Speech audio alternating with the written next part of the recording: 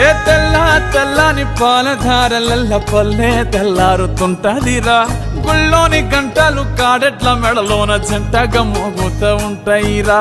నాగలి భుజాన పెట్టుకుంటే దోస్తులు చెయ్యేసినట్టేరా.